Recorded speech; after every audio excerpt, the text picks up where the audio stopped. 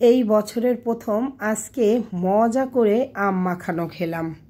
আসসালামু আলাইকুম এভরিওয়ান, কেমন আছেন আমার কলিজার ভাই বোন সবাই? আশা করি সবাই ভালো আছেন। আমি আপনাদের বোন আলহামদুলিল্লাহ অনেকটাই ভালো আছি।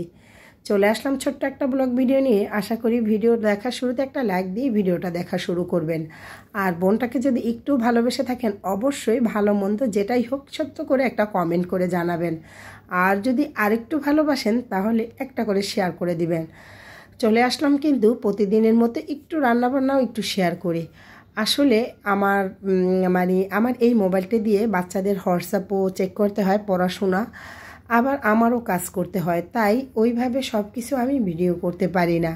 যতটুকু পারি ততটুকুই আপনাদের সাথে শেয়ার করি, কিচ্ছু মনে করবেন না। আর এই আমগুলো গ্রাম থেকে এনেছে, আমগুলো একদমই ফাটা ছিল আর নষ্ট হয়ে যাচ্ছিল। ভাবলাম আজকে দুপুরবেলায় এই আম মাখাবো, তাই কেটে কুটে একবারে গুছিয়ে নিলাম। আর এই দিকে আমি আম দিয়ে ডাল রান্না করেছি।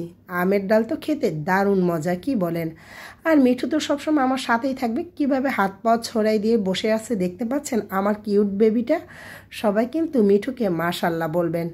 আর এইদিকে পারভিন যেহেতু চলে আসছে, কাপড় চোপড় ধোয়া শুরু হয়ে গেছে, কারণ এই কয়দিন আমিও কিন্তু অনেকটা কাজ করেছি।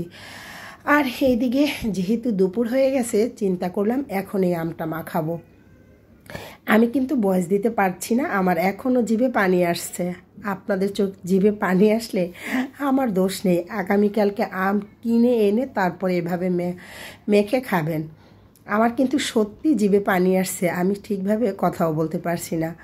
যাই হোক, আমটা কিন্তু খুব মজা করে মাখাইছি। চিনি, লবণ আর সরিষার তেল, তার সাথে 2টো শুকনো মরিচ।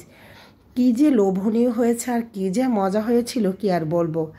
এই বছরে আজই প্রথম খেলাম, সেটা আবার বাবার বাড়ির আমের গাছের আম। কী যে শান্তি পেলাম সেটা আসলে ভাষায় প্রকাশ করার মতো না। আপনারা অবশ্য এর মধ্যে বুঝতেই পারছেন আমার জিভে কিন্তু অনেকটাই পানি চলে আসছে। আমি কিন্তু ঢোক গিলছি, কথা বলতে পারছি না। আপনাদের কি আমার মতো সেম অবস্থা হয়েছে কি না অবশ্যই কমেন্ট করবেন। আর এইদিকে সন্ধ্যাবেলা মিঠুর অবস্থা দেখেন, সে সারা দিন এক এক জায়গায় ঘুমায়। আজ দেখলাম ওভেন র্যাকের উপরে একদম কিভাবে ঘুমাচ্ছে, কিউট মাশাল্লাহ। আমি চাই আমার মিঠু যেন 1000 বছর বেঁচে থাকে। আসলে ও আমাদের সংসারের পরিবারের একটা অংশ হয়ে গেছে। ওকে ছাড়া একটু ভালো লাগে না। যারা ওকে প্রথম থেকে দেখছেন তারা তো অবশ্যই জানেন কত ছোটটা এনেছিলাম, এখন মাশাল্লাহ অনেক বড় হয়ে গেছে। আর আজকের ভিডিও কার কাছে কেমন লেগেছে সেটা কিন্তু অবশ্যই কমেন্ট করবেন। আপনাদের কমেন্টের অপেক্ষায় থাকি। এত কষ্ট করে একটা ভিডিও বানাই, একটু কমেন্ট তো অবশ্যই করতে পারেন। ভালো লাগুক বা খারাপ লাগুক সেটা কমেন্ট করে বলে দিবেন।